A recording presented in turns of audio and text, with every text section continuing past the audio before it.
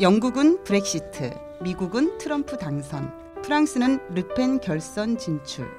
선진국들 모든 곳에서 일어나고 있는 이 공통된 현상은 무엇일까요?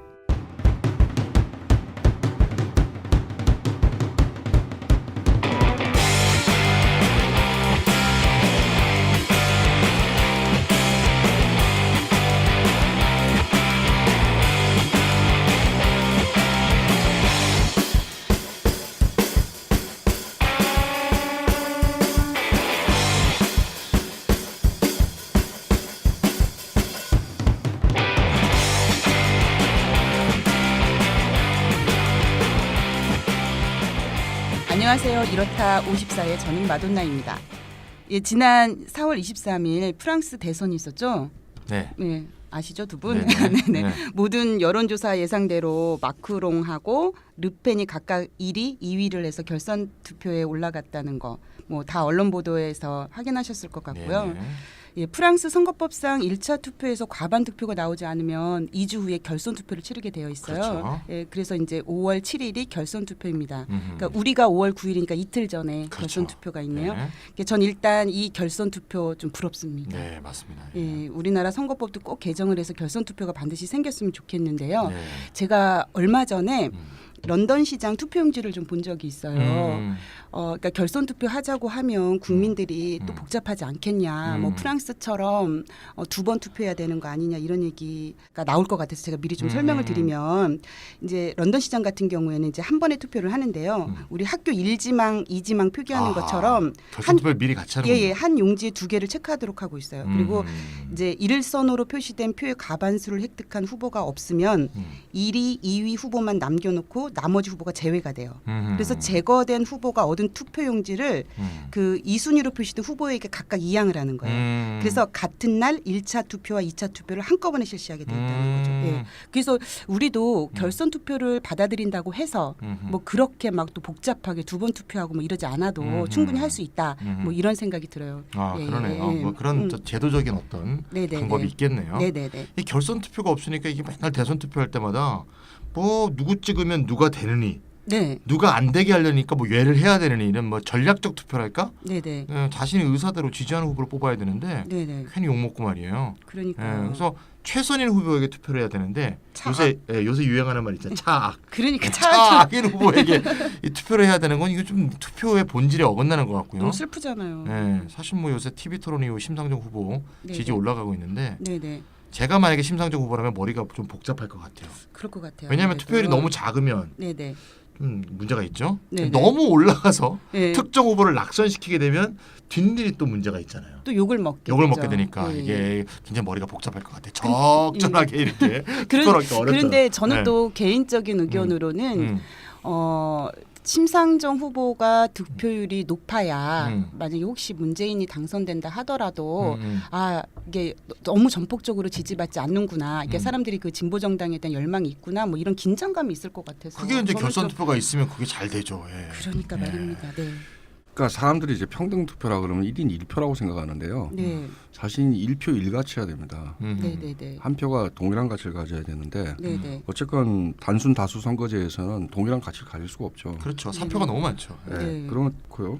근데 만약 결선 투표를 도입한다고 해서 이 문제가 완전히 해결되지는 않습니다. 사실은 비례대표를 해야만 해결이 되는 건데. 그렇죠. 네. 네. 그렇죠. 근데 이제 예를 들어 대통령이라든지 뭐 도지사라든지 이건 그렇게 할 수가 없는 거잖아요. 네. 네. 그래서 이런 경우에는 어쩔 수 없이 단순 다수 선거제를 할 수밖에 없는데 이 경우에도 반드시 결선 투표가 있어야 1표 1가치에 근접하게 선거 제도가 조정이 됩니다. 맞아. 우리 대통령 직선제 이후에 사표 비율이 51%예요. 맞습니다. 반수 이상이 다 사표가 된 네. 거예요. 예. 그건 51%가 가치가 0인 거죠. 그렇죠. 1표 예. 1가치가 관철되지 않는다. 그건 불평등 선거인 거예요. 맞아요. 네, 그러니까 뭐 항상 소수 진보 정당 후보는 완주냐 사퇴냐라는 이제 질문을 받고 완주하면 이제 죽일 놈 되는 거죠. 게다가 완주해가 떨어뜨렸다. 그 진짜 죽일 놈 되는 겁니다. 그러니까 이런 이 사실 선거제도의 사퇴를 비극 굉장히 많이 했죠. 때문이라고 네, 네. 봅니다. 그러니까 결선 투표 있었으면 5% 나왔을 후보인데 유권자가 사실 비판적 지지 당선 가능한 민주 후보를 찍으면 1%도 안 나오게 되는 거죠. 네. 네. 사실은 이게 1표 1가치 제도를 가능한 한 실현할 수 있는 제도가 단순 다수 투표를 할 수밖에 없는 대통령제 같은 경우에도 네네. 결선 투표를 도입하면은 이것보단 나을 수 있습니다. 그러니까 정치학자들은 30%에서 한 40%대의 그 득표율로 당선이 되게 되면 집권 내내 정통성 문제에 시달리는 문제점이 있다고 하더라고요. 그렇죠. 예. 그래서 결선 투표를 하면 무조건 과반수 이상이어야 당선이 되니까 그런 문제가 없어지잖아요. 네, 그런 문제도 있죠. 그래서 여러 가지 이유에서 결선 투표는 꼭 해야 될 것 같고 저도 진짜 꼭 결선 투표제가 이번에는 좀 받아들여졌으면 좋겠다. 이번 네. 대선 지나면. 그래서 갑자기 제가 프랑스 결선 투표 얘기를 꺼내가지고 이제 두 분들이 좀 이렇게 얘기를 좀 길게 해주셨는데 네네. 예, 하지만 오늘은 한국의 선거법 개정이 주제가 아니고 또 예, 프랑스 대선의 정치 경제학이 주제입니다. 그래서 두 분 좀 인사 좀 해주시면 좋겠는데 우선 예, 그 업계를 떠났음에도 불구하고 아직도 직업병에 시달리고 계신 찬희쌤 나오셨습니다. 네, 저 직업병 없습니다. 아니 있잖아요. 공부하는 자 찬희쌤입니다. 오늘은 네. 프랑스 공부를 할까 합니다. 네네. 그리고 또 기본소득의 또 시조세이시지만 시조세는 죽었다는 건가? 시조세인데 예, 정계 진출에는 실패하신 예, 슈퍼바이저님 나오셨습니다. 네. 제가 조류는 좋아하지 않는데 어쨌든 아 그런가요? 안녕하십니까. 인사 좀 더 길게 해주세요. 그냥 아니 하시지 뭐 마시고. 프랑스 대선의 의미를 되짚어볼 필요가 있을 것 같아서 네네. 뭐 제가 나오면 꼭 기본소득 하는 걸로 사람들이 알고 있을 수도 있는데 청취자분들이 네. 이번에는 기본소득은 실가합니다. 네. 저희가 뭐 경제만 얘기하는 것도 아니고 이제 정치도 가끔 하나씩 넣어서. 우리가 정치경제연구소거든요. 그러니까요. 네. 또 희한하게 반응이 정치 쪽으로 얘기할 때 반응이 좋더라고요. 제 주변의 청취자들은. 경제가 어렵거든요. 그래서 그런 거 봐요. 예. 네. 자 이제 본론으로 들어가 볼까요? 예, 이번 프랑스 대선 정말 많은 사람들의 관심을 끌었는데요. 프랑스, 독일 사실 이 두 나라가 유럽 대륙에서 제일 중요하잖아요. 제일 중요하죠. 예. 예, 또 주변국에도 큰 영향을 미칠 수밖에 없고 또 거기다가 프랑스는 또 프랑스 대혁명 또 68혁명 뭐 이런 게 생각이 나잖아요. 네네. 이게 정말 현대 민주주의 역사에서 가장 큰 족적을 남긴 그런 나라라서 주목을 안 할 수가 없어요. 안 할 수 없죠. 예. 한마디로 프랑스는 유럽의 풍향계다 이렇게 볼 수 있는데 네. 프랑스의 변화가 유럽 전체의 변화를 미리 보여주는 거죠. 네. 또 프랑스가 변화하면 네. 전체 유럽의 변화를 이끌 수도 있고. 네네네. 그러니까요. 그러니까 찬희 쌤이 일단 이번 대선 모습에 대해서 쭉 한번 좀 개괄을 좀 해주시면 그럴까요? 좋을 것 같아요. 예. 자, 일단 프랑스 정치사를 먼저 한번 훑어보면 좋을 것 같은데요. 지금의 네. 대선을 이해하기 위해서는 네. 지금의 프랑스를 이제 5공화국이라고 합니다. 우리나라는 6공화국이죠. 네. 5공화국이 58년도에 성립된 체제인데요. 네. 당시 이제 프랑스 식민지였던 알제리가 프랑스나 이제 영국 같은 경우에서 2차 세계대전 이후에도 식민지 네. 해방을 안 시키고 갖고 있던 곳이 있었죠. 네, 네, 대표적인 네, 곳이 이제 알제리인데 네네. 여기서 이제 독립투쟁이 격화되면서 프랑스 사회가 완전히 두 개로 딱 쪼개져요. 예, 지지하는 사람과 반대하는 사람과 네. 양심적 지식인들하고 뭐 사르트르 이런 사람들 다 이제 시민들이 모두 알제리 독립투쟁을 지지하고 실제 물질적으로 막 지원하고 난리가 났어요. 아 그랬었구나. 네, 그래서 수습이 불가능한 상황이 됐잖아요. 이제 국가가 완전히 두 개로 쪼개진 거죠. 네네. 이미 은퇴했던 2차 대전의 영웅 드골이 다시 복귀해서 수상이 돼서 새 헌법을 통과시키고 대통령이 당선되게 되거든요. 아하. 이때 새 헌법이 통과된 것이 이제 5공화국이 되겠고요. 네. 2차 대전 후에는 이제 4공화국이었는데 그때는 의원 내각제였어요. 그때는 이제 의원 내각제였는데 강력한 다수당이 없어갖고 늘 불안정했거든요. 네네. 그러니까 그러면 이제 열림 내각이 형성이 되잖아요. 네네. 예, 열림 내각도 쉽게 또 깨지고 의회 해산하면 다시 선거하고 이게 이제 4공화국 때 계속 그랬던 거죠. 네네네. 제가 한번 통계를 봤더니 46년부터 이제 58년까지가 이제 4공화국인데 네. 12년 아닙니까? 네네. 이 동안에 수상 즉 총리가 네. 21명이었어요. 오. 그러니까 맨날 내각이 바뀌는 거죠. 예, 그래서 아. 이제 그거를 5공화국 대통령제가 생기면서 이제 말하자면 이제 수습하려고 했던 거죠.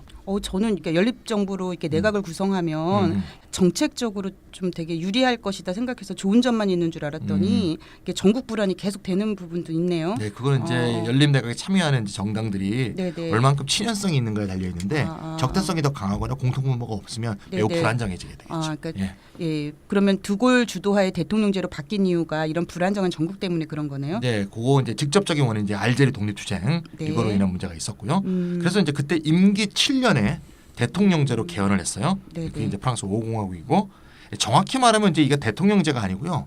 이원 집정부제라고 하는데 우리나라에도 이제 전두환 정권 이래로 개헌 얘기가 나올 때마다 이원 집정제 이런 얘기가 많이 나오는데 네, 최근에도 최근에 네, 나왔죠. 예. 예. 프랑스를 이제 모델로 한 건데 네, 한마디로 이제 대통령과 총리가 국정을 나눠서 하는 거예요. 네, 대통령은 국가 수반이 되고 영어로 이제 head of state 네. 이게 직업병인가요? 네. 이렇게 하고 외교 안보를 책임지고 네.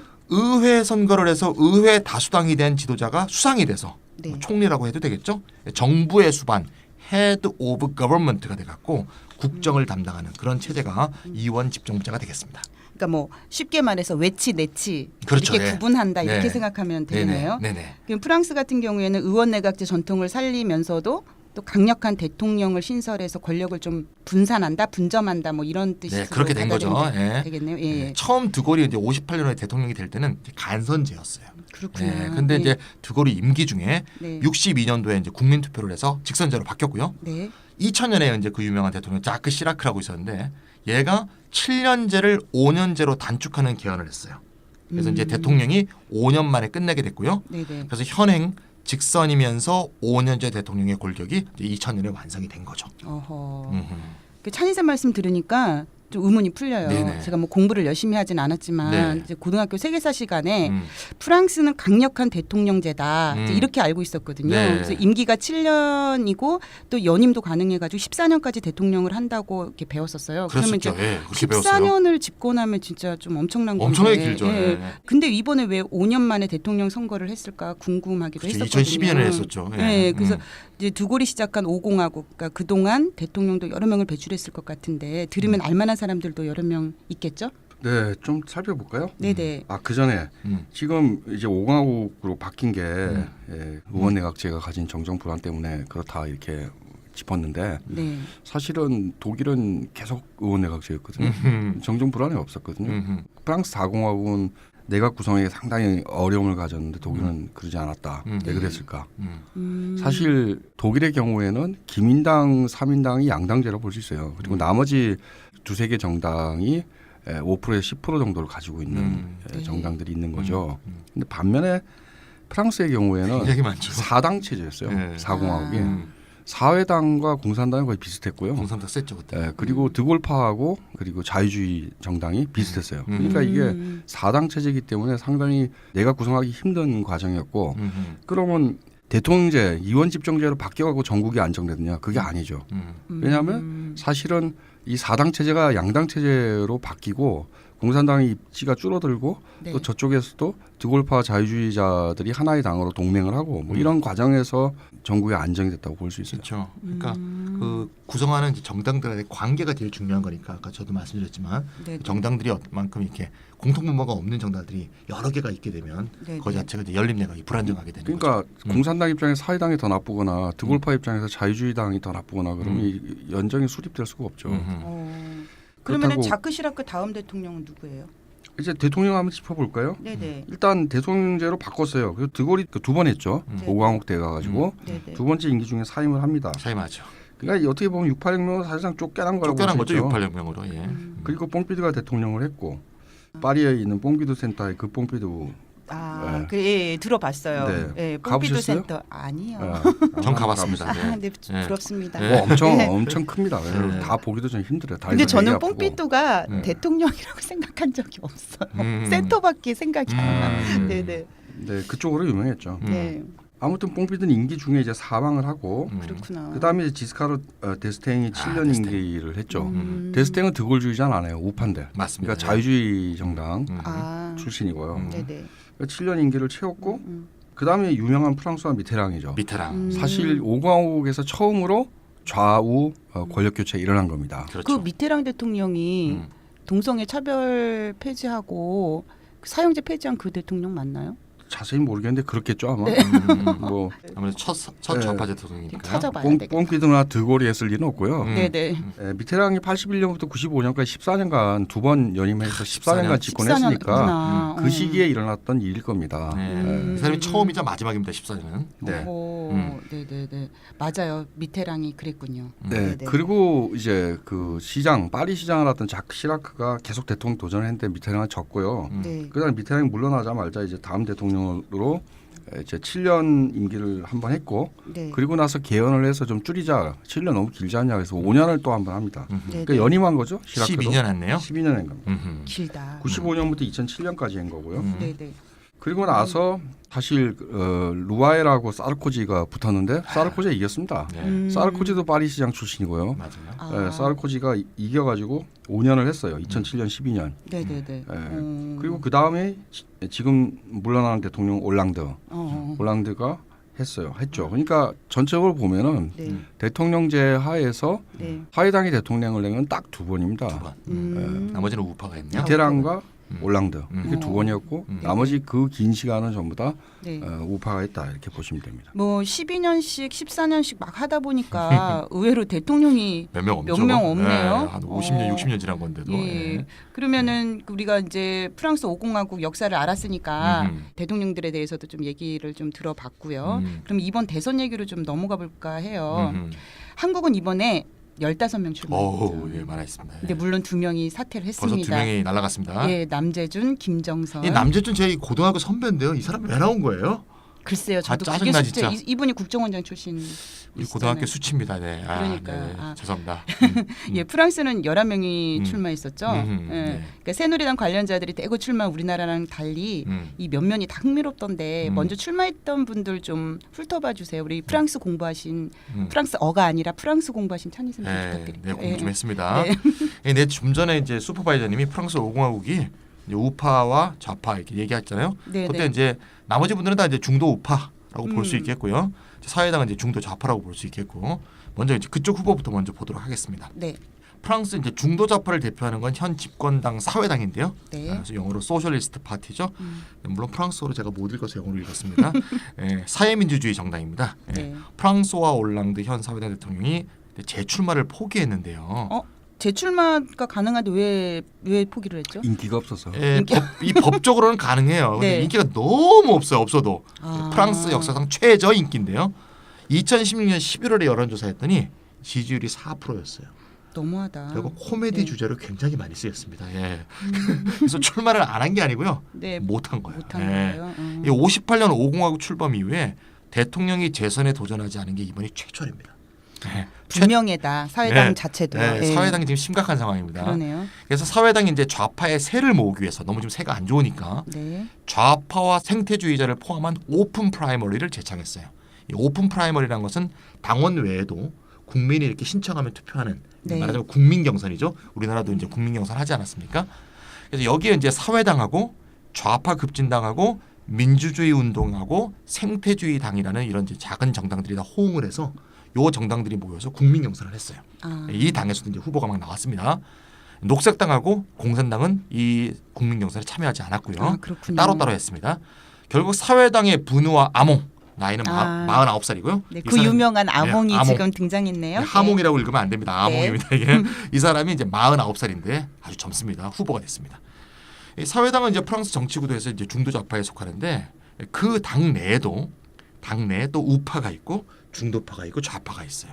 아하. 예, 아까 이제 슈퍼바이저님이 잠깐 얘기했던 루아얄 이런 사람이 이제 우파의 이제 대표적인 사람인데 네. 분우와 아몽은 이제 소수파로서 당내 좌파인데요. 네. 예, 보통 정록 좌파라고 합니다. 그래서 이제 녹색 성향하고 좌익 성향을 같이 있는 정록 좌파인데요. 올랑드 정책에 당연히 반대자겠죠. 올랑드는 이제 당내 우파니까. 그렇죠. 그래서 아몽이 이제 결선 투표. 얘네는 이제 국민 경선에도 결선 투표를 해요. 후보를 뽑을 때도 결선 투표에서 마누엘 발스라는 사람한테 이겼는데요. 네. 이 발스가 어떤 사람인가 하면 올랑드 정부의 총리였어요. 아하. 네, 그래서 이 총리가 대선에 나가려고 네. 이제 총리를 사퇴하고 네. 나온 건데 네. 그걸 경선에서 이겨버린 거죠. 아, 근데 그럴 수밖에 없겠네요. 예, 뭐. 워낙 인기가 없다 워낙 보니까. 올랑드 인기가 없는데 거기서 요게- 총리를 지낸 사람 인기가 있을 리가 없지. 만약에 당만에 투표를 했으면 네. 당내 세력이 우파가 강하니까 발스가 네. 이겼을 텐데 국민 네. 경선이거든요. 그러니까 사회당 우파에 대한 전반적인 인기가 떨어져 있기 때문에 발스가 졌는데 네. 결과적으로 사회당은 당내 소수파가 당의 후보가 돼버린 거예요. 그러니까 참. 조스팽이 수상이 됐던 그 시절 빼고 좌파가 처음으로 이제 주도권을 잡았다고 볼 수 있고요. 네네. 사회당 역사에서는.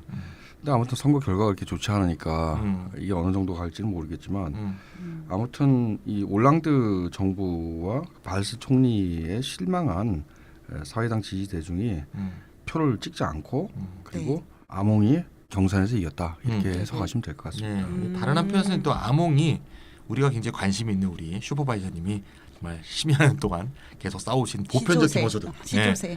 보편적 기본소득이 아몽이 유일하게 이제 공약으로 내걸었어요. 네. 그 후보는 이제 아몽밖에 없는데 프랑스 녹색당은 프랑스 녹색당이 원래 두 개 당이 합당한 당인데요. 네. 유럽 이콜로지 더 그린스 이 두 개가 합당해서 이름이 좀 어렵습니다. 유럽의 생태주의와 녹색당인데 이제 편의상 녹색당이라고 부릅시다. 네. 프랑스 녹색당은 이제 자체 후보를 냈는데 야닉 자도라고 옛날 네, 그린피스 운동했던 사람이에요. 이 사람이 이제 후보가 됐는데 이 사람이 아몽이 이제 정록좌파기도 하고 네. 또 보편적 기본소득에도 동의해서 사퇴하면서 아몽을 지지했거든요. 그래서 녹색당에서 또 공식 추인을 해서 아몽은 사회당 플러스 녹색당의 공동 후보가 되었습니다. 그러니까 기본소득을 주장하는 아몽은 사회당, 녹색당의 공동 후보로 대선에 출마한 거네요. 네, 맞습니다. 예. 그러니까 중도좌파 진영은 그렇고 그러면 중도우파는 누가 나왔는지 좀 설명 좀 해주세요. 중도우파를 대표하는 정당은 아까 이제 슈퍼바이저님이 합당했다 그랬잖아요. 네. 이게 하나의 정당인데 이 정당 이름이 공화주의자들입니다. 공화주의. 영어로 하면 The Republicans. 네. 보통 이제 공화당 그러는데 당이란 말은 없어요. 당이란 이름을 안 붙이고 이렇게도 당을 만드네요. 유럽에는 굉장히 이런 경우가 많습니다. 재밌다. 유럽 뭐 포데모스는 우리가 할 수 있다 아닙니까? 네네. 예. 원래 자크 시라크가 세 개의 중대 우파 정당을 통합해서 2002년도에 대중운동연합이라는 정당을 만들었거든요. 네. 여기가 이제 2015년에 공화주의자들로 개명을 했어요. 아, 이 공화주의자들도 이번에는 이제 사회당처럼 오픈 프라이머리를 했는데요.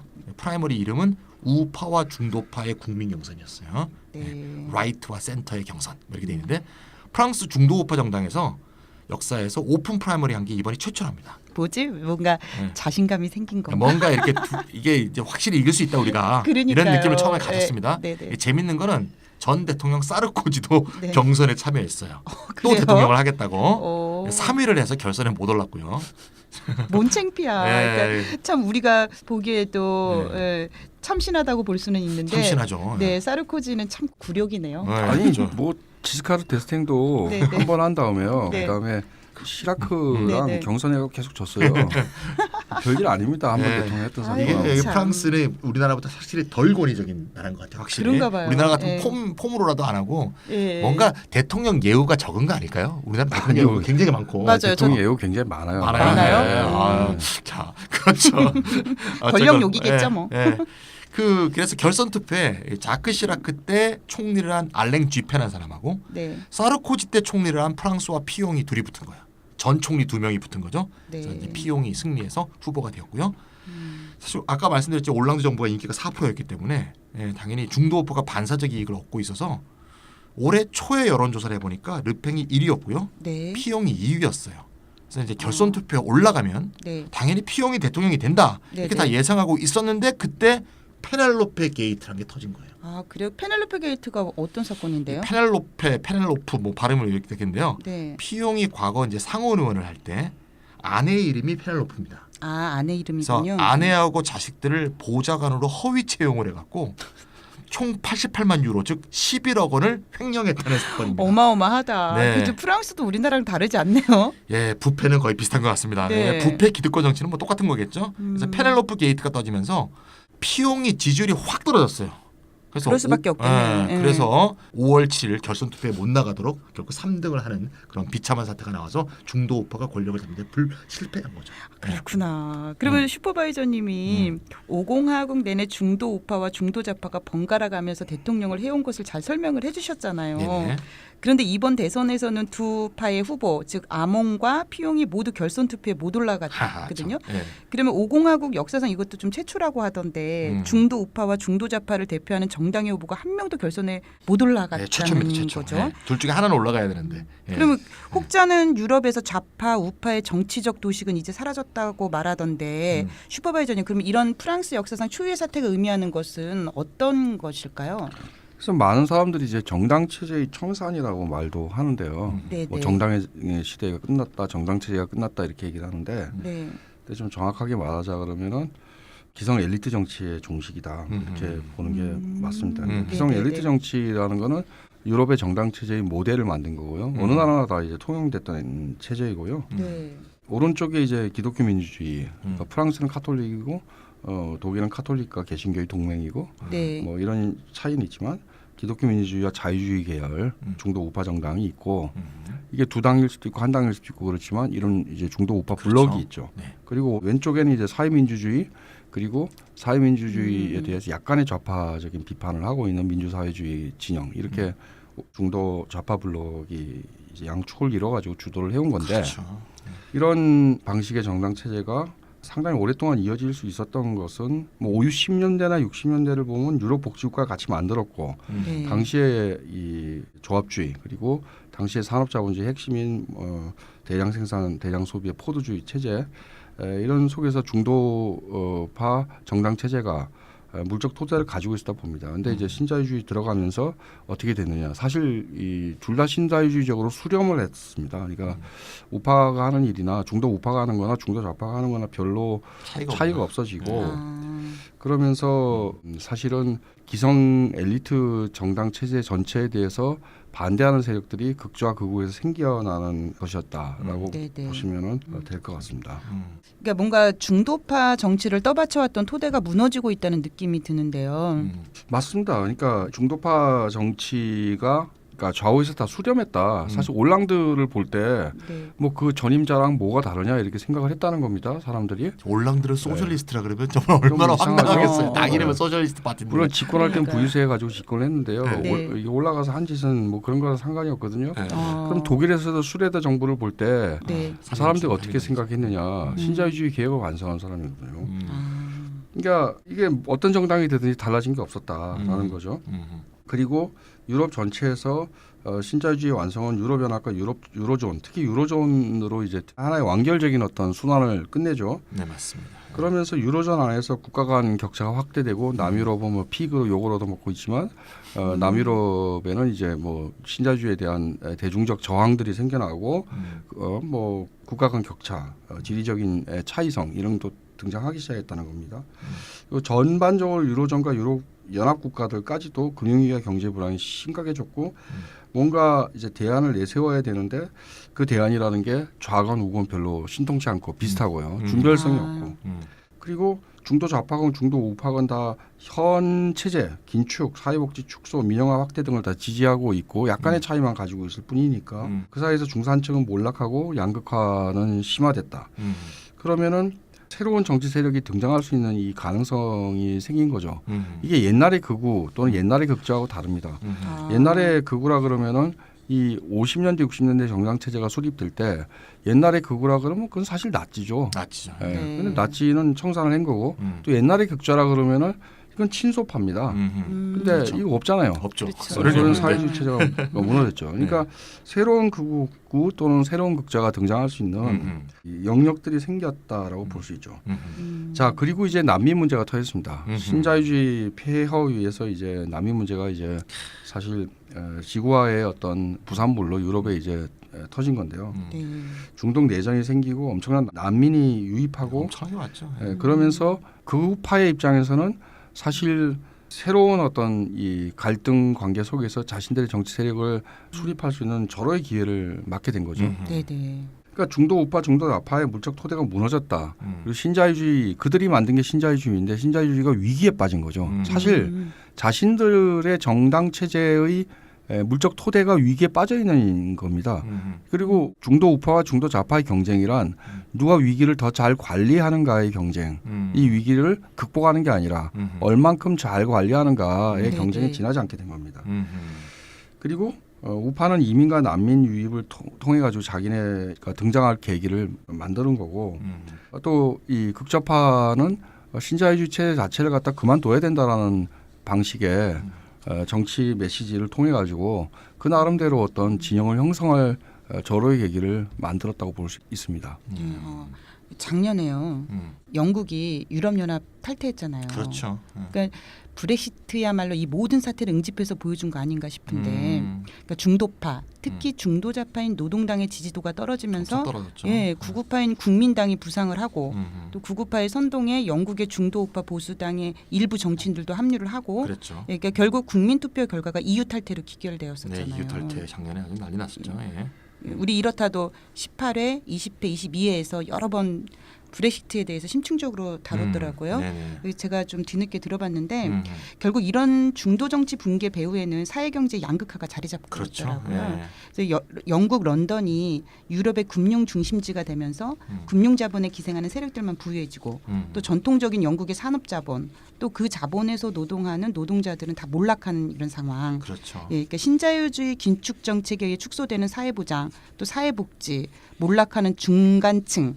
예, 그러니까 중도파 정치가 좀 무너질 수밖에 없을 것 같은데. 그렇죠. 예, 근데 찬희쌤 이게 영국만의 일은 아니잖아요. 네네. 그 마돈님이 지금 이렇다 이제 18, 20, 22 얘기해 주셨는데요. 네. 이렇다를 좀 최근에 알게 돼서 네. 최근에 듣기 시작한 분들이 좀 많아요. 네. 요즘 방송도 좋지만 좀 지나간 방송도 좀 좋은 게 많으니까 리스트 좀 뒤로 돌리셔서 관심 있는 주제를 찾아가고 좀 들으시면 정말 좋을 것 같아요. 여기까지 이제 광고 방송이었습니다. 네. 다시 얘기로 돌아가서 예, 이제 유럽 전체가 이제 이렇게 움직이는 거예요. 이게 예, 사실 유럽의 중도좌파 사회민주당, 사회당, 뭐 노동당 이런 것들인데요. 네. 이 주요 지지층이 누구였냐? 노동자하고 중산층이었거든요. 근데 산업 기반이 해체되면서 노동자 계급이 몰락하고 산업 노동자들이죠. 네. 몰락하면서 노동자 지지 기반이 무너지고 있거든요. 아, 특히 이제 조직화된 노동자, 즉 노동조합의 조직 기반이 와해되면서 이 추세가 점점 강화되고 있는 거죠. 예를 들어서 말이죠. 아까 이제 영국 얘기하셨는데요. 영국의 네. 지금 노동당이 지금 지지율이 정말 팍팍 떨어지고 있습니다. 지금 그 그러니까요. 지지율가 다 뭐 극으로 넘어가고 있는데. 남일 같지 않아요. 네. 네. 신자유주의 초기였던 1980년에 영국의 노조 가입률이 51.7%였어요. 오, 네, 근데 그 이후 뭐 반수가. 네, 대처한테 두드려 맞고 노조 네. 자체의 양량력도 떨어지고 그러면서 지금 2014년에 네. 25.1%예요. 반토막이 났네요. 완전 반토막이에요. 오. 네. 그러니까 노동자 지지층이 줄어들게 되니까 제가 아까 중도좌파 지지층이 노동자와 중산층이라고 그랬잖아요. 네. 근데 노동자 지지층이 줄어드니까 중도좌파 정당들이 주로 지지자들이 중산층인 거예요. 그러니까 중산층의 어필하는 노선으로 점점 우경화가 되는 거죠. 그렇구나. 네, 그러다 보니까 네. 노동당 같은 데가 뭐라 그랬냐면 제3의 길 뭐 이런 식으로 제창을 하면서 음. 중도파하고 똑같은 신자유주의적 긴축 정책을 더 사용하게 되는 거죠. 그러다 보니까 자신의 기존 지지층이던 노동자들은 더 많이 등을 돌리게 되는 거죠. 네. 그렇구나. 네. 그러니까 저놈들도 똑같은 놈들이다 뭐 이런 걸 깨달은 거네요. 네, 그게 아까 수렴이라 그러셨지만 네. 중도우파 중도좌파가 똑같은 놈인 거죠. 네, 사실 전부 다 기득권 정치다. 이런 식으로 이제 민중들한테 보이게 되는 거죠. 그렇구나. 그래서 이제 이런 몰락한 노동자층이 그리스의 시리자라든가 네. 스페인의 포데모스처럼 새로운 기층 대중 정치의 추진력으로 이제 작용하기도 하고요. 또는 이제 극우파의 지지자로 바뀌는 일들이 이제 벌어지게 된 거고요. 아. 근데 이제 극우파는 이렇게 선동하는 거죠. 당신들이 몰락했지. 몰락한 건 말이야. 유럽 통합 때문이야. 또 이민자들 때문이야. 우리만 잘 사는 방향으로 가자. 이런 식으로 극우 선동 정치가 이제 먹히게 된 거죠. 아. 그러니까 이거 중도 정치가 어떻게 왜 몰락했는가는 이제 잘 설명을 하신 것 같고요. 신자유주의 위기와 관련이 되죠. 근데 그럼 이제 어떤 정치 구도가 등장했는가를 눈여겨볼 필요가 있어요. 두 가지입니다. 하나는 안과 밖, 안갑박 네. 하나는 위와 아래. 위와 아래. 네. 어. 그러니까 지금 철학적으로 안과 얘기하시는 그러니까요. 저도 갑자기 지금 막 머리 굴리고 있었어. 안과 박이 네. 위와 아래보다 좀 우위에 섰던 게 영국. 네, 사실 네. 위와 아래를 주장하는 코빈 노동당 당수가 안과 박의 구도에서 우물쭈물했거든요. 자기도 유로존에 반대하는데 네. 그렇다고 뭐 얘네들이랑 같이 반대를 할 수는 없다. 네. 네. 그러다 일주일 전에 지지로 돌아서면서 박표가 떨어지고. 뭐. 그래서 안은 자기 국가를 말하는 거고 그렇죠. 밖은 유럽연합 또는 유로존을 말하는 거죠. 네. 네, 그러니까 이미 문제죠. 네. 독일에 지금 뜨고 있는 극우 정당도 사실 이미 문제를 핵심으로 해서 뜬 거고 르펜도 네. 마찬가지고요. 반면에 이제 새로운 좌파는 위아래 구도죠. 사실 사회민주주의건 또 사회민주주의 바깥에서 위상화됐던 이 민주사회주의나 공산주의 계열의 정당들도 좌우 구도였어요. 그런데 새로운 정당 형태를 보면 이 사람들이 위아래 구도를 입각해 있다. 그러니까 뭐 사회당이건 뭐 중도 우파 정당이건 다 똑같다. 얘네들 엘리트 정당이다.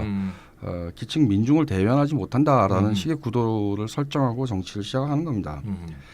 그리스가 대표적인 성공 사례였는데 사실은 이 사회당 중도좌파 파속 그리스 사회당이 몰락을 하고 급진좌파 연합인 시리자가 완전히 집권을 했죠. 그러니까 이 우위 관계가 바뀌어버린 거죠. 그래서 이것을 파속화라 그럽니다. 파속화. 예. 네. 사회당이 앞으로 파속화될 거다. 중도좌파가 완전히 괴멸되고 어. 새로운 기층 네. 대중정치가 일어나는 걸 그런 파속화라고 이제 하죠. 파속화가 될 그렇구나. 거다. 예. 일본 프랑스 대선에 약간 파속화를 보여주고 있죠. 파속화에 네. 스쳐져 이제. 그러니까 이 사회당 후보하고 멜랑숑의 득표가 더블이 됐잖아요. 그렇죠. 그럼 파소카가 그게 됐다고 볼 수 전체적인 있는데 유럽의 어떤 분위기로 이렇게 읽어도 되는 거예요? 근데 포데모스는 조금 다릅니다. 포데모스도 이제 이 자기네 사회노동당을 갖다 파속화하려고 노력을 했는데 네. 이게 뭐 비슷하게 대등한 정당이 됐지 몰락이 안 됐죠. 몰락이 된 건 아니죠. 완전히 이 우위를 점하지 못했습니다. 아무튼 그러나 포데모스가 시리자는 하고 비교를 하면 시리자는 좌우 구도와 위아래 구도를 같이 사용했어요. 같이 가죠. 예. 근데 포데모스는 완전히 위아래 구도만 가지고 네. 등장했다라고 보시면 될 겁니다. 맞습니다. 그래서 이제 포데모스하고 정치 이념에서는 좀 다르지만 네. 위아래 구도에서 보자면 비슷한 정당이 네. 뭐 이태리 오성운동 같은 거죠. 이 이념은 다릅니다. 이 정당을 좌파 정당이라 보기는 힘든데 네. 위아래의 구도로 포데모스 비슷하게 대두됐다 이렇게 보시면 될 겁니다. 포데모스는 풀뿌리 운동하는 이제 활동가들 사이에서 네. 되게 인기가 많고 연구 대상이에요. 예. 네, 연구가 필요한 부분이 네네네. 있죠. 포데모스가. 그리고 왜 집권하지 못했는가까지 좀 포괄적인 연구가 필요할 것 같고요. 네. 이게 옛날이랑 다른 게 옛날에는 사회민주주의 계열의 정당이 어떤 좌파 블록 전체에 대한 지배력을 가지고 네. 그리고 이제 계기적으로 공산당에서 좌파당으로 이제 변신하거나 네. 또는 뭐 녹당이 등장하거나 또는 해적당이 등장하거나 이런 외곽 세력을 위성화할 수 있었습니다. 네. 네. 그런데 이게 다르다는 거예요. 그러니까 해적당, 녹색당, 좌파당 초기 모델과 달리 지금은 위아래 구도를 중심으로 해서 실제 파속화가 일어나고 있다. 사회당이 신생 좌파 정당보다 찌그러지는 일이 지금 생기고 있는 거라고 볼 수 있습니다. 우리나라도 약간 비슷한 것 같은데. 어쨌건 이 안과 밖 또는 네네. 위와 아래의 구도로 보시면은 이해가 됩니다. 그리고 안과 밖과 위아래의 구도가 서로 경쟁적이라는 걸 이해하셔야 돼요. 이게 다 어쨌건 건전하는 기득권 체제에 대한 도전이기 때문에 네. 안과 밖 구도가 거세면은 위아래 구도가 약합니다. 위아래 구도가 세면은 안과 밖 구도가 좀 약합니다. 네네. 그러니까 많이 극우가 더 많이 점유하느냐 아니면 신생 좌파가 점유하느냐 이런 차이들이 생긴다는 거죠. 영국 국민당이나 네덜란드 자유당, 뭐 독일을 위한 대안 등 극우 세력들이 부상하고 있는 지역 이런 데서는 위아래 구도보다 안과 밖 구도가 훨씬 더 지금 대중한테 부상하고 먹히는 있다, 거죠. 먹히고 있다라는 거죠. 네네. 그 반면에 다른 지역들에서는 새로운 급진 대중운동과 좌파 포퓰리즘이라고 말할 수 있는 위아래 네네. 구도가 훨씬 더 먹히고 있다 이렇게 보실 수 있을 것 같습니다. 그 유럽 정치가 왜 더 좌로 그리고 또 왜 더 우로 가는지 이해가 되니까 이번 프랑스 대선에서 중도 우파, 중도 좌파가 왜 참패했는지 좀 확실히 선명하게 좀 이해가 되네요. 그렇죠. 예. 그 동시에 구구파인 르펜하고 그 언론에서 극좌라고 부르는 멜랑숑이 왜 대두되었는지도 좀 이해가 되고요. 이제 결선 투표까지 올라간 르펜 그리고 결선에서는 못 올라갔지만 아쉽게 4등을 한 멜랑숑 이 두 명에 대해서 좀 공동 다뤄봤으면 3등 아니었나요? 아니에요. 4등이었어요? 4등이에요. 4등. 어떻게 똑같을 수가 있어요 표를? 네. 받을 이렇게 수가 없고요. 그렇죠. 네. 받을 수는 없죠. 네, 한 없죠. 표라도 네. 차이가 한 나면. 표라도 차이가 나죠. 예. 네. 그 찬이쌤 뭐니 해도 이번 프랑스 대선의 태풍은 역시 태풍핵은 역시 그 국민 전선의 마린 르펜 후보 아닐까 하는데. 네, 그렇죠. 네. 네. 이번 대선이 사실 비상사태하에서 치러졌습니다. 아, 예. 네, 2015년 11월에 그 유명한 파리 테러가 있었죠. 그렇죠. 네, 그런 이후에 발동한 비상사태가 아직도 계속되고 있거든요. 네, 네. 슬프게도 이제 르펜이 화려하게 등장하기에 너무나 어울리는 상황이 아닌가. 아, 그렇구나. 이런 생각이 왜 들어요. 그럴까? 예. 그러니까 외부로부터 테러가 가해진 거고요. 그게 네. 이제 이슬람 세력 아닙니까? 네, 네. 안과 밖의 구도로 딱 이렇게 사태를 설명하기에 굉장히 좋은 무대라고 볼 수가 있는 거죠. 슈퍼바이저님이 설명하신 대로 네네. 예, 안가박 구도가 딱 강하게 그 테러로 작용할 일어난, 수밖에 없다. 비상 상황에서 네네네. 선발하는 거니까요. 르펜이 이제 지금 48세인데요. 네. 그녀에게 대선은 이번이 처음이 아닙니다. 네, 여성이네요. 예, 이미 2012년 대선에서 17.90% 득표를 해서 3위가 돼갖고 결선 투표 진출에 실패한 적이 있고요. 네. 예, 정당 이름이 국민전선입니다. 예, 프랑스어로는 FN인데요. 네. 아버지가 만든 정당입니다. 아버지는 장 마리 르펜이었어요. 아, 부녀가 다 예. 이제 정당. 이 사람이 72년에 창설했는데요. 네. 프랑스 민족주의, 프랑스의 주권, 이민 반대, 보호무역주의를 선호하는 전형적인 우익 포퓰리즘 정당이라고 볼 수 있습니다. 그렇구나. 예, 사실 처음 창당했을 때는 국민전선이 듣보잡이었어요. 73년의 총선에서 0.5%, 네. 74년 선거에서 0.8%를 득표했을 뿐이에요. 뭐 저런 자식들이 다 있어 이런 거였죠 처음에는. 그러네요. 1%도 안 되는 예, 거 그러다가 점점 인기가 높아지는 거죠. 위기가 높아지면 얘네들 인기도 높아지는 겁니다. 그래서 이제 86년 총선에서 9.8%를 얻었고요. 무려 35석을 얻었습니다 그때. 최근에는 이제 의석이 그보다 훨씬 줄었습니다만 네. 최근 이제 지지도 결과를 보면 말이죠. 2012년 총선에서 13.6%, 2012년 대선에서 17.9%였고요. 이번 2017년 대선에서 21.3%를 득표해서 드디어 결선에 오르게 됐습니다. 꾸준히 상승했네요. 요거를 파리 테러만을 원인으로 이렇게 됐다고 보면 안 돼요. 계속 꾸준히 계속 상승해 왔거든요. 네네. 파리 테러 이전에도 2015년 지방선거에서 27.75%, 2014년 유럽의회 선거에서 24.9%를 득표한 적이 있어요. 그렇구나. 그러니까 오히려 이번 대선은 그거보다 좀 적게 얻은 거예요. 네네. 그래서 제가 볼 때는 이번 대선이 21.3%였으니까 네. 오히려 일부 지지자를 멜랑숑에게 뺏겼다라고 저는 좀 이해가 됩니다. 구구 국민전선의 인기가 장난이 아니네요. 장난이 아니죠. 예, 네. 르펜이 결선 투표에 올랐는데 국민전선 후보가 과거에 결선 투표에 오른 적이 있었나요? 아니면 이번이 처음이에요? 아까 그 마린 르펜의 아버지 장마리 르펜이 네. 2002년에 아까 선거에 나왔는데요. 2002년에 결선 투표에 오른 적이 있어요. 아 그랬구나. 이번이 이렇게 두 번째입니다. 예. 그때는 결선 투표 결과가 어땠어요? 그때 이제 1차 투표 결과가 자크 시라크가 19.9%였고요. 네. 르펜이 16.9%였거든요. 네. 이제 비슷해 갖고 이제 이 결선 투표 올라가는데 네. 결선 투표에서는 자크 시라크가 82.2%, 르펜이 17.8%를 얻었어요. 그 결선 투표가 와, 진짜 예. 그냥 반 르펜 몰표라고 볼 수도 몰표입니다, 있겠는데요. 몰표. 예. 그 르펜으로 넘어간 표는 1%도 못 미치네요. 0.9% 넘어갔어 겨우. 예. 와. 그러니까 르펜은 확실한 지지층을 가지고 있는 동시에 네. 압도적 다수의 거부층을 함께 가지고 있다. 네네. 예, 그러니까 아. 지지층도 콘크리트고요. 예, 예. 다른 데서 이게 얻어올 수 있는 것도 매우 적은 그런 것을 갖고 있었다 이렇게 볼 수 있습니다. 우리나라 스트롱맨 생각난다. 음흠. 네. 자, 르펜은 이 정도를 하고요. 네. 그렇다면 르펜의 반대편에 있는 멜랑숑 후보는 어떤 인물인지 좀 알아보고 싶네요. 그러니까 슈퍼바이저님, 르펜처럼 멜랑숑도 이번 대선이 처음은 아니라고 하던데. 지난번에 나왔었죠. 아, 지난번에요? 저는 또 지난번은 또 몰라가지고. 지난번에도 많이 받았어요. 네. 10% 넘게 받았을 아, 거예요. 그래요? 네. 장릭 멜랑숑 이거 올해 65세로 나오더라고요. 아, 많구나. 네. 16년부터 사회당원이었고 뭐 전통적인 사회당 좌파입니다. 굉장히 오랫동안 사회당 좌파에 활동을 했고 네. 그 사람이 생각할 때 사회당이 자유주의 정당으로 뭐 바뀌었다 이렇게 판단했겠죠.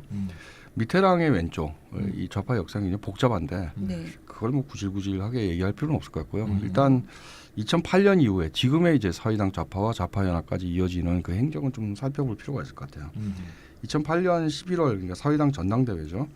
이때 이제 당내 좌파들이 지금 이제 대통령 후보가 된 아몽 우리 정치 노선 C 안에 이렇게 총 결집했어요. 네. 그런데 결국 득표율은 18.52에 머물렀고 그게 당 다수가 되지 못했죠. 이제 당시에 이제 우파들이 루아얄 중심으로 정치 노선 E 안을 제출했죠. 그리고서는 루아얄에 이제 반대하는 당내 중도파 들라노에 그리고 중도 좌파 오브리 그 오브리 노동부 장관이었던 유명하죠. 오브리.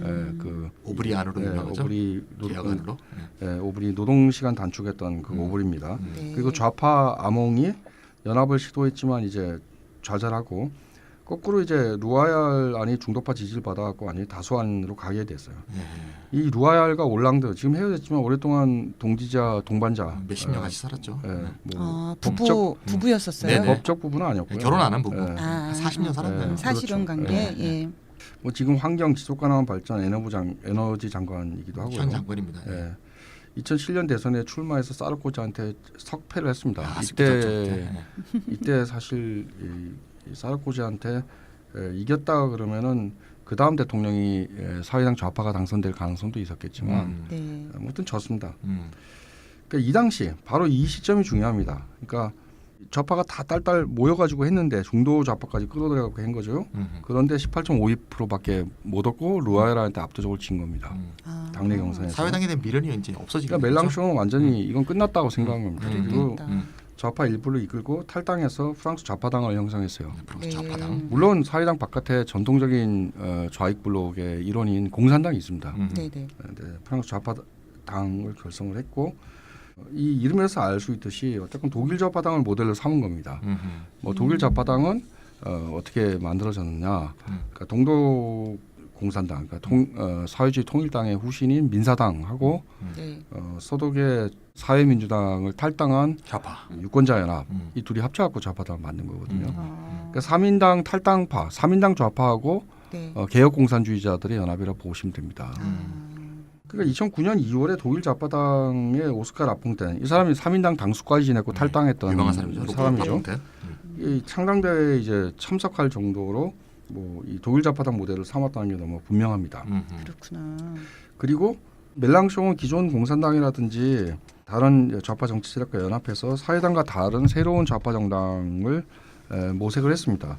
네. 그래서 일단 멜랑숑 자기가 하는 좌파당 그리고 공산당, 연합좌파 등을 묶어갖고 레프트 프론트, 좌파 전선이라는 이름의 선거연합 정당을 결성을 해서 유럽 의회, 대통령 선거, 의회 선거에 쭉 도전을 합니다. 그러니까 공산당도 독자 정당이고 좌파당도 독자 정당인데 네. 선거 때는 연합 명부로 한 거죠. 아. 그리고 대통령 선거, 2012년 대통령 선거에 좌파 전선의 후보로 멜랑숑이 등장한 거예요. 좌파당 후보가 아닙니다. 공산당과 연합좌파를 합친 좌파 전선 후보로 멜랑숑이 출마해서 11.1% 지지율을 받아갖고 르펜에 이어 4위를 했어요. 이번에도 4위니까 뭐 계속 4위. 등수는 똑같네요. 아니 연합했는데 네. 또 4위밖에 안 된 거예요. 뭐 그게 그렇게 큰 정당들이 아니라서요. 네. 뭐 어쨌건 간에요. 사회당 바깥에 외곽좌파 연합을 만들었다라는 게 중요한 거고요. 네. 이번은 이 지지율보다는 훨씬 늘었죠. 그러니까 이번 대선 앞두고 이제 멜랑숑이 또 한 번 진일보했는데요. 사실 이번 대선은 오픈 프라이머리가 유행했잖아요. 프랑스에서는. 그래서 정당 틀을 벗어난 선거운동을 기획을 하고 16년 2월 달에 굴복하지 않는 프랑스라는 굴복하지 않는 프랑스. 정치 운동체를 출범시켜서 이건 좌파 전선보다 훨씬 더 확대된 거죠. 그렇죠. 예. 그래서 대선으로 나섰습니다. 그러니까 사실 지난번 2012년 대선의 좌파 전선이라는 것은 독일 좌파당 모델입니다. 네. 근데 이번에 굴복하지 않는 프랑스는 뭐 독일 좌파당 모델에 플러스 스페인의 포데모스 또는 뭐 미국 대선의 버니 샌더스 등을 선거운동 방식을 결합시킨 것이다. 이렇게 네. 볼 수도 있겠습니다. 네네. 아무튼 대중 노선을 굉장히 강화해서 위아래 구도를 정확하게 입각했고요. 이번 선거운동 전체가. 네, 네. 그래서 무려 19.6%, 20%가 조금 안 되는 정도의 4등이지만 지지율은 많이 높아졌습니다. 그러네요. 득표를 해서 네. B형과 거의 뭐 비슷한 정도의 수준까지 올라갔다라고 볼 수 있을 겁니다. 지금 슈퍼바이저님 이야기를 들어보니까 과거에는 프랑스가 유럽 정치를 이끌어가는 입장이었잖아요. 근데 멜랑숑의 이렇게 행보를 쭉 보면 이제 프랑스는 새로운 정치라는 관점에서 볼 때 뒤따르는 처지가 된 거예요. 그렇게 볼 수 있죠. 독일이나 예, 스페인 또 미국의 버니 샌더스까지 이렇게 영향을 받았다고 하시니까요. 그러니까 독일 좌파당과 스페인의 포데모스를 따르고 있는데 멜랑숑이 이번에 이끈 굴복하지 않는 프랑스에는 어떤 정치 세력들이 가담하고 있어요? 일단 그걸 이제 먼저 분석을 해볼 필요가 있겠네요. 일단 정당 연합이 아닙니다. 과거에 이제 좌파 전선은 정당 연합이었잖아요. 그렇죠. 네. 근데 이제 이건 대중운동체고요. 그러다 보니까 정당 연합만으로 설명하기 힘들지만 대중운동체 안에 정당 연합이 들어와 있는 꼴이다라고 그렇죠. 예. 보시면 됩니다.